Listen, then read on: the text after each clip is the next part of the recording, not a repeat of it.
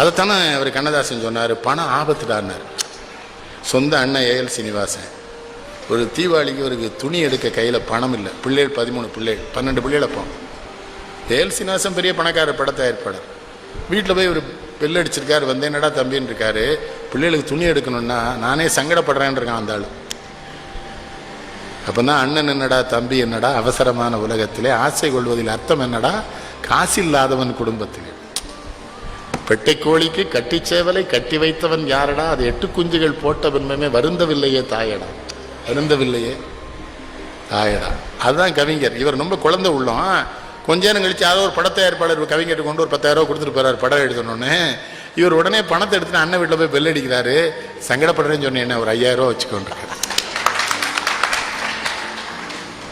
கிண்டல் பண்றதுக்குல உண்மையில அவர் மனசு அண்ணன் பணம் இவர் நம்புறாரு, அவர் போய் சொல்றாரு. ஆனா கண்ணதாசன் என்ன சொன்னாரு,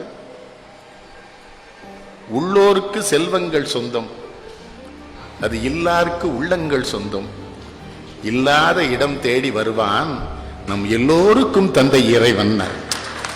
எவன் இல்லாதவனா அங்கதான் கடவுள் வருவான். ஏன்னா கடவுள் மோசமான இன்கம் டாக்ஸ் ஆபீசர் இருந்தால் அவருக்கு தெரியும் இவன்லாம். பல்லக்கு பரிவாரம் படையுடன் முடி உந்தன் சொல்லுக்கு விலையாகுமே, மகனே உன் தோளுக்குள் புவி ஆடுமே. கண்ணதாசனுக்காக எழுதிக்கிட்ட பாட்டு அது. ஊருக்கு கதை சொல்வோர் உள்ளத்தை வதை செய்தால் சீர்பெரும் கவி வாடுமே, மகனே தெய்வத்தின் நிலை மாறுமே. யாருக்கும் வாழ்வுண்டு அதற்கு ஒரு நாள் உண்டு, அதுவரை பொறுப்பாயடா மகனே என் அருகினில். எட்லமா பாடும் அது.